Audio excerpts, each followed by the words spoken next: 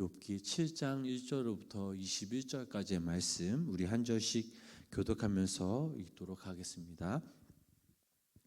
이 땅에 사는 인생에게 힘든 노동이 있지 아니하겠느냐? 그의 날이 품꾼의 날과 같지 아니하겠느냐?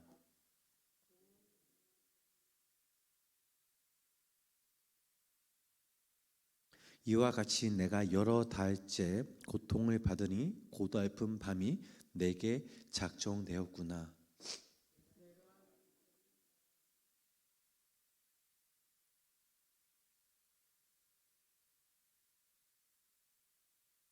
내 살에는 구덩이와 흙덩이가 의복처럼 입혀졌고 내 피부는 굳어졌다가 터지는구나.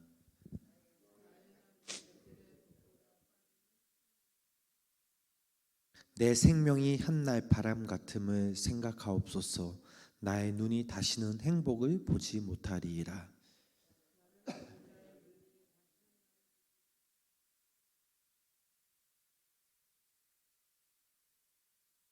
구름이 사라져 없어짐같이 스스로 내려가는 자는 다시 올라오지 못할 것이오니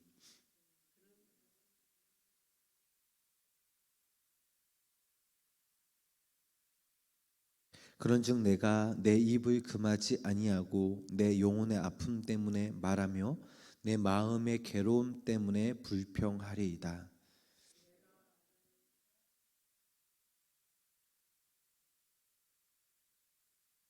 혹시 내가 말하기를 내 잠자리가 나를 위로하고 내 침상이 내 수심을 풀리라 할 때에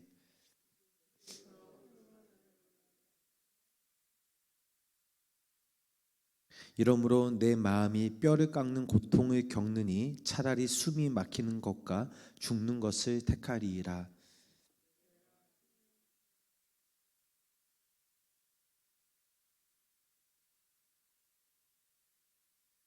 사람이 무엇이기에 주께서 그를 크게 만드사 그에게 마음을 두시고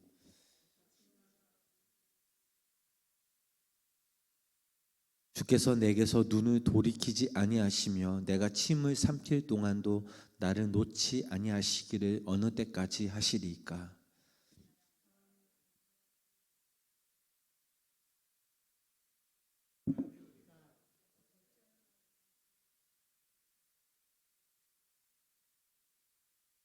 함께 읽겠습니다.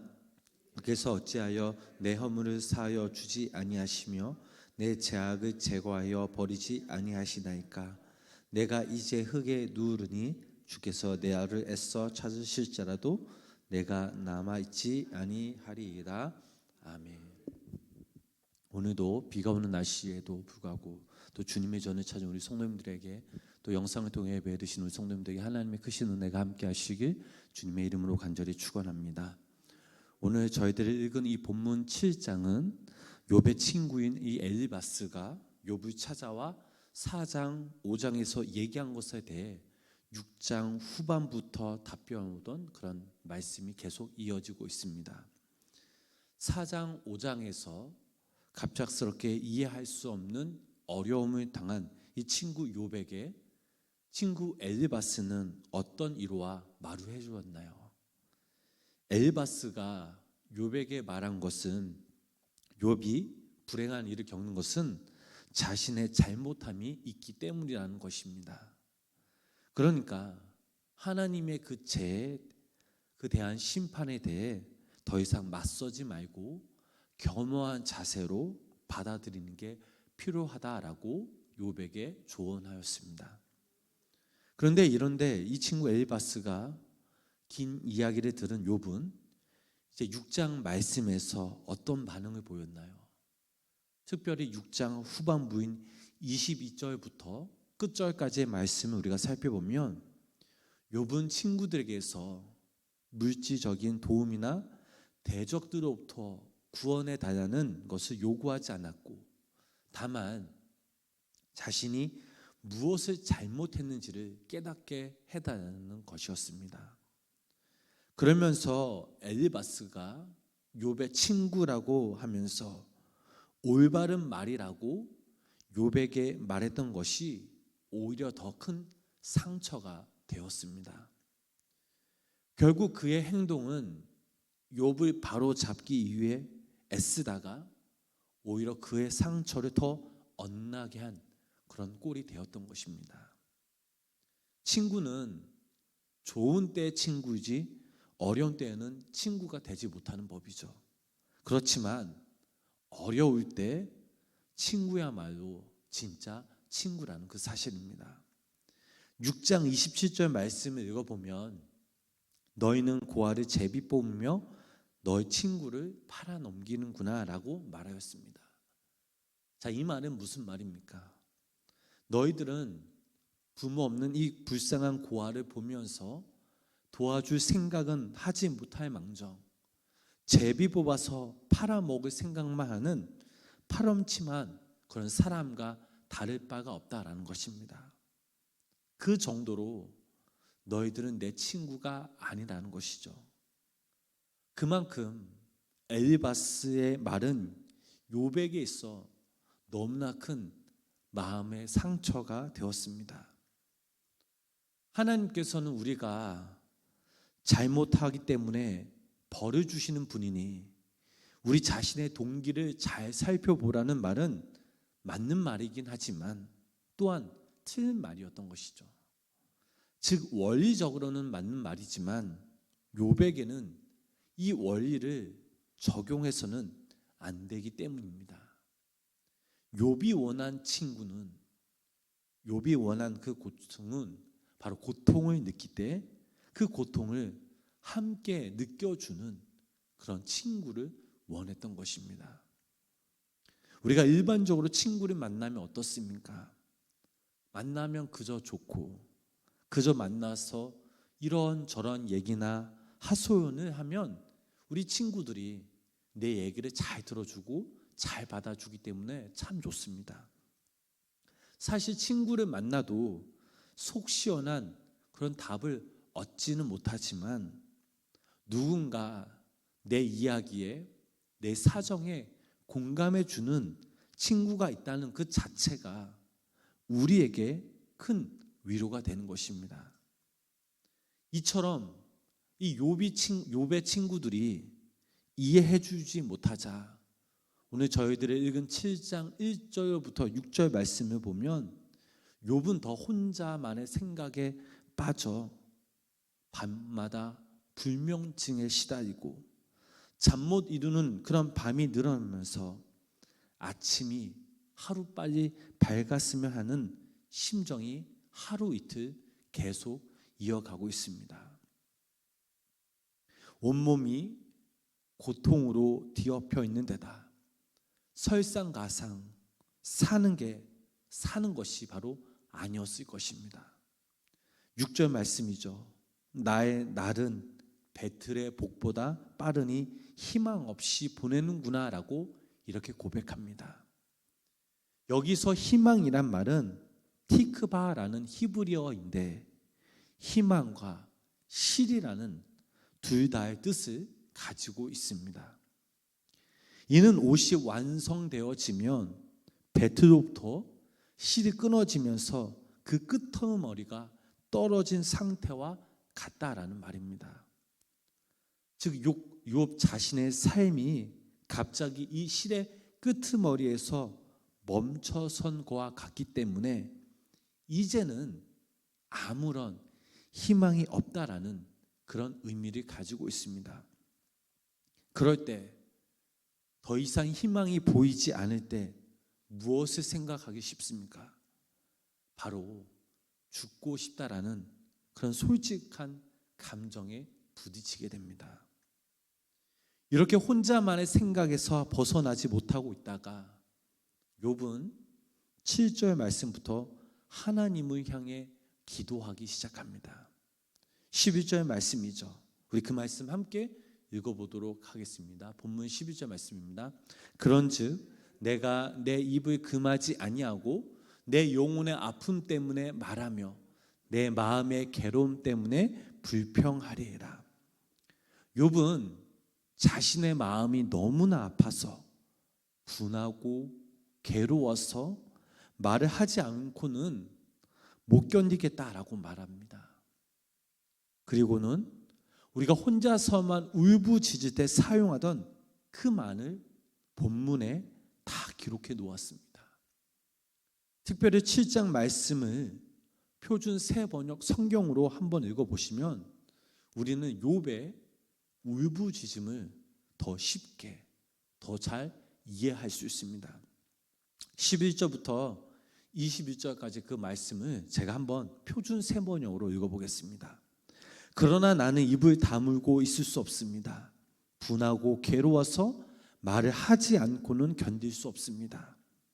내가 바다 괴물이라도 됩니까? 내가 깊은 곳에 사는 괴물이라도 됩니까?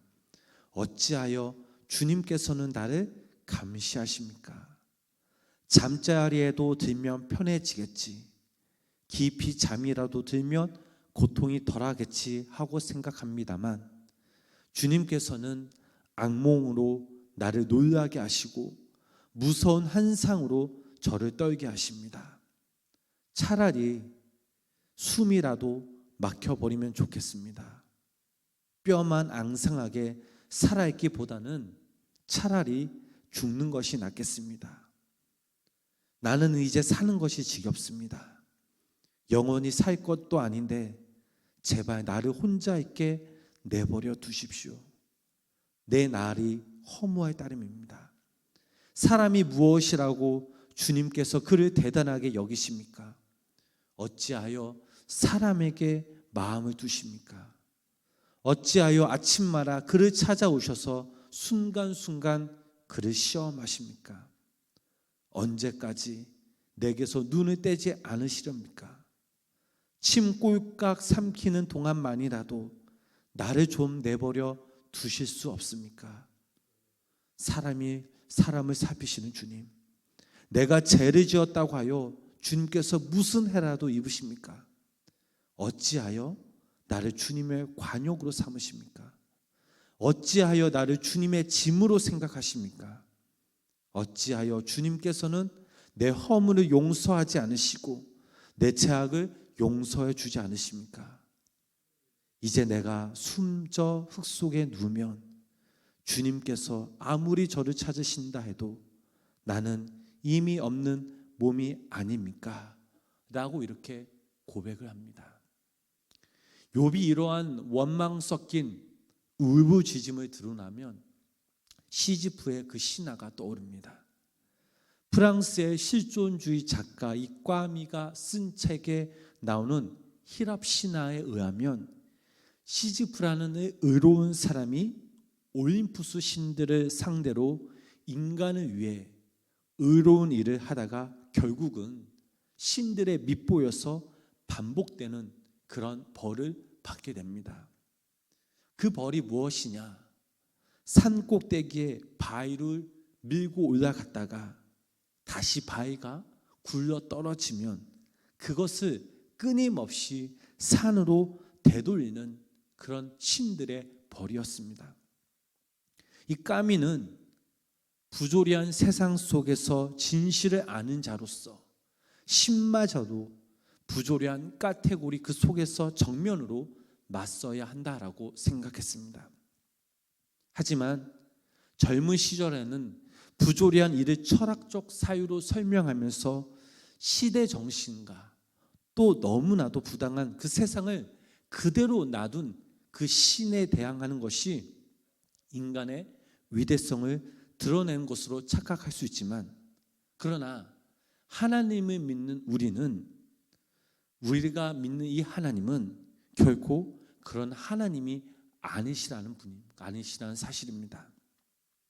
비록 이 욥이 하나님께서 온 이 세상의 문제를, 욥의 문제를 그대로 두고서 욥의 어려움에 빠뜨린 것처럼 오해한다 할지라도 우리가 믿는 하나님은 여전히 우리의 삶의 모든 문제에 관여하시고 또 우리의 문제들에 우리의 깊은 신음에 귀 기울이기를 원하신다라는 그 사실을 믿으시기를 바랍니다. 사랑하는 우리 성도 여러분, 이 세상에 살면서 우리에게는 이해할 수 없고 예상치 못한 일들이 참 많이 일어나고 있습니다. 그리고 앞으로 우리는 우리의 인생에 있어서 그 모든 문제들 앞에서 매번 확실한 답을 얻으며 살아갈 수는 없을 것입니다. 그리할 때 우리 모두의 이해 한계를 인정할 수 있어야 하겠습니다. 욥에게는 하나님을 이해하는 그 능력에 한계가 있었기 때문에 앤더슨이라는 구약 신학자는 이렇게 말했습니다. 욥은 하나님께서 시험이 완전히 끝날 때까지, 곧 하나님 자신의 승인을 욥기 42장 8절에서 공적으로 발표할 때까지 하나님은 침묵하시면서 긍휼과 경탄의 그 자세로 자신을 주시하고 계시다는 그 사실을 알지 못한다라고 얘기했습니다. 우리들도 마찬가지죠. 우리의 그 마음의 시선을, 하나님을 향한 시선을 바꾸기만 하면 우리를 바라보시는 하나님은 결코 우리를 버려하려고 하시는 분이 아니심을 깨달을 수 있습니다. 욥은 오히려 하나님 자신을 냉혹하게 감시하고 있다라고 생각하기 때문에 또 친구들로부터 자신이 형편없는 존재로서 하나님께서 그렇게 자신을 보고 있을 것 같기에 분노에 차 있게 된 것입니다. 그러므로 오늘 이 새벽에 우리 성도님들과 제가 우리를 바라보시는 그 하나님의 시선이 회복되어지길 간절히 소망합니다. 분명 하나님께서는 우리 성도님들의 고난 가운데 침묵하는 것처럼 보일지라도 하나님께서는 여기 모인 우리 성도님들과 영상을 통해 예배드리시는 성도님 한 사람 한 사람과 함께 하시고, 또 여러분들이 겪는 그 고난을 견디는 우리들을 향해서 긍휼과 경이로움으로 여러분들을 바라보고 계신다는 그 사실을 믿으시기를 바랍니다. 바로 이러한 믿음이 있을 때에 우리가 지금 고난 가운데 있을지라도 비로소 하나님과 진정한 평화의 관계를 누릴 수 있게 된다는 것입니다. 바라기는 오늘 하루도 살아가실 때에 고난 가운데서도 하나님이 우리와 함께 하심을 믿고 우리를 향해 당신의 그 마음과 그 시선으로 우리를 긍휼히 바라보시며 우리와 함께 아파하심을 깨닫는 귀한 믿음의 성도님들의 삶이 되시길 주님의 이름으로 간절히 축원합니다. 기도하겠습니다. 하나님, 우리가 이해할 수 없는 일들이 일어나기 시작할 때에 하나님 당신에 대해 잘못 이해할 때가 참 많이 있었습니다. 비록 주님은 침묵하시지만 결코 두려운 분이 아니심을 알게 하시고 인격적으로 우리가 주님과의 관계가 소원한 관계처럼 여기지 않도록 하나님 늘 우리들에게 은총을 베풀어 주시옵소서. 이스라엘의 하나님이 늘 그러셨던 것처럼 현재 우리의 하나님 또한 우리들을 향해 자비의 눈으로 긍휼의 눈으로 우리들을 항시 그윽하게 바라보시는 언약의 하나님, 위로의 하나님이심을 우리가 믿고 우리가 주님의 그 말씀 앞에 절대 흔들리지 않고 하나님을 원망하는 자리에 우리가 서지 않도록 주님 인도하여 주시옵소서. 오늘도 이 새벽 우리의 간절한 마음과 기도를 주님께 아뢰입니다. 우리의 능력과 우리의 지혜로는 해결할 수 없는 문제들이 참 많이 있지만 그러나 주님께서 우리의 간구에 기도에 우리 상황을 아시오니 하나님이 그때 하나님의 선하신 방법으로 우리의 상황과 우리의 간구와 우리의 기도 제목들에 응답하여 주시옵소서. 예수님의 이름으로 간절히 기도드렸습니다. 아멘.